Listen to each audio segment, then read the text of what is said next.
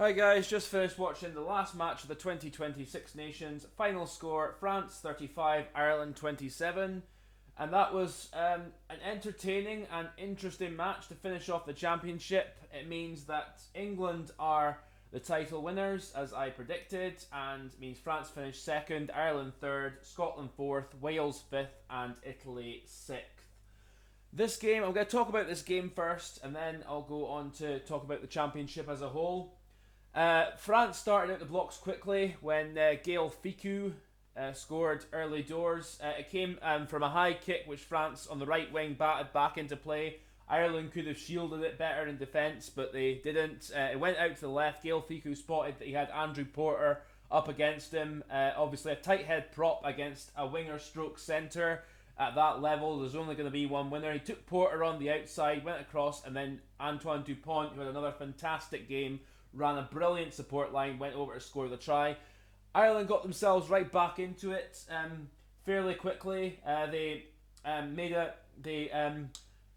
an attack on. Sexton put a kick through, and the French fullback Boutier got himself a yellow card for batting it out of the field of play and stopping Hugo Keenan possibly scoring a try. Although, if you look at it, I think the right call was made because when Keenan sort of juggled it, he was sort of leaning back to try and get it, and there was no absolute guarantee he would have definitely caught it. Even if Boutier hadn't been there, I understand the law that you have to take Boutier out of the equation, his offence out of the equation, and would Keenan have definitely caught the ball, went on and scored. There was no absolute guarantee of that happening, so I'd say the right call was made there. But during the 10 minutes that Boutier was off, Ireland did score through the 100-cap man Cian Healy. Well worked through the forwards, just went over and scored just beside the post. And then Ireland got themselves man in the sin bin, Keelan Doris, after France started to notice frailties in Jacob Stockdale's defence, especially in his ability to defend the grubber kick, which England exposed earlier in the Six Nations Championship, and France at times used to good effect today. That there was a moment where Stockdale had a knock on previously, wasn't picked up, but this time he knocked it on again as it came through, and then France just took advantage of it, went over, and Kroos was going towards the goal line. Keelan Doris tackled him off the ball, no arguments, penalty try, cynical play by Doris, and France took the lead, and France ended up going to a 17-13 lead at half time. I thought Ireland were slightly better in the first half. They had a bit more of the territory, a bit more of the play, but it was mainly France's breakaway tries that got them the lead. Albeit, I thought Ireland were a bit greedy in trying to go for the tries too often when they had the penalties in France's half, because France were giving away quite a lot of penalties. And too often I thought Ireland were just going to kick for the corner, and they should have just tried to build the score, tried to keep the points ticking over and put the French under more pressure and see if the French would crack. But again, they went too much to the corner in my view, and I thought a bit greedy because it often didn't come off. And then in the second half, France really pulled away. They got the bonus point win. Two more tries. The first one was from a kick from Sexton, which was very well taken by Boutier, the French fullback. It went wide out to Gael Ficou. Ficou went down the wing, kicked it ahead, made a bit of a meal of it to try and get a penalty, to be fair. But Antoine Dupont was absolutely fantastic in his running and support plays. The way he just went and got the ball, he was about to be tackled into touch. He flicked it back inside for his halfback partner Romain Ntamack to go and score the try and give France a good foothold in the second half. And then France got a couple of penalties to stretch their lead more. Ireland got back into it with a brilliant bit of individual running from Robbie Henshaw. Spotted a gap, went down the left, ran through, stepped very well, showed good strength to get through and around the French tacklers to score the try. Great play from him.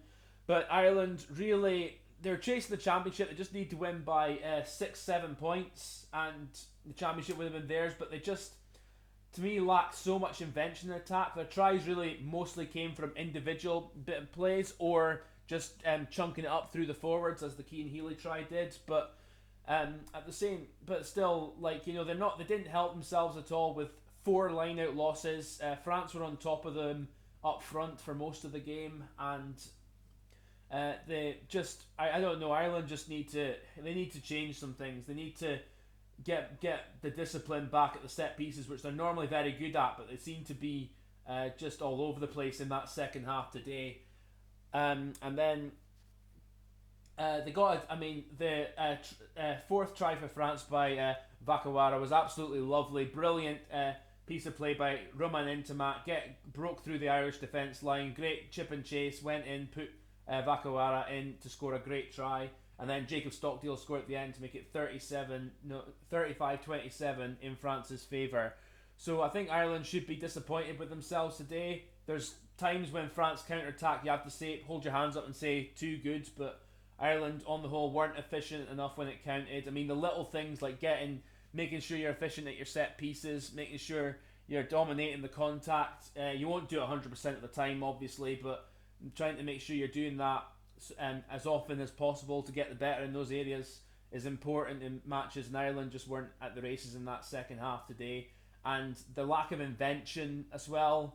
I think they need to look at changing something, even at the half-backs. I think a lot of Irish fans might agree here, or not, that Murray and Sexton are getting to the point where they're getting a bit past it, and they need to, I think, look at maybe moving on there, because Murray didn't have a great game again today. His box kicking was mostly pretty poor, and he didn't really offer much, like I said, invention in attack, and that's a big problem.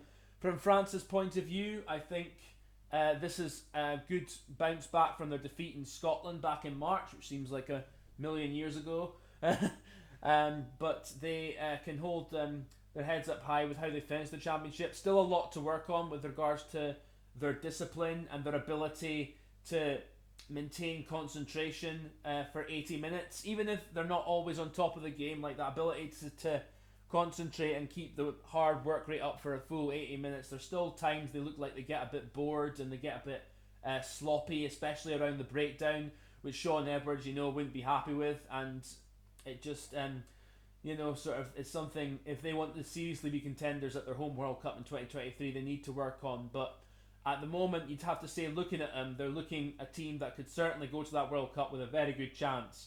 And if they can keep their best players fit and stay in form going into that thing, then it's a big possibility. I mean, Dupont is looking on his way to becoming the best 9 in the world right now.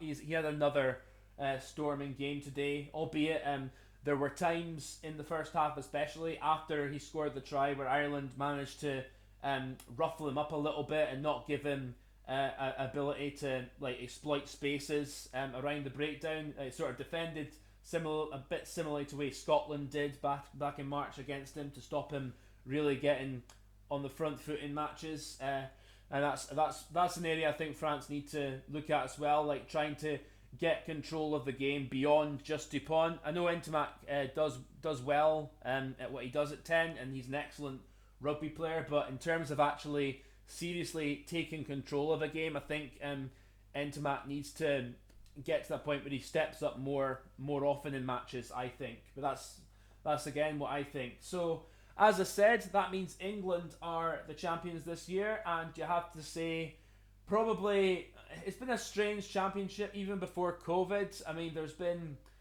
some good bits of rugby, there's been some not so good bits of rugby. It's just been kind of a weird one, and I don't know, because I don't think England have actually played all that well. They did well in their first half against Ireland, and they did well as well at times in the first half against Wales.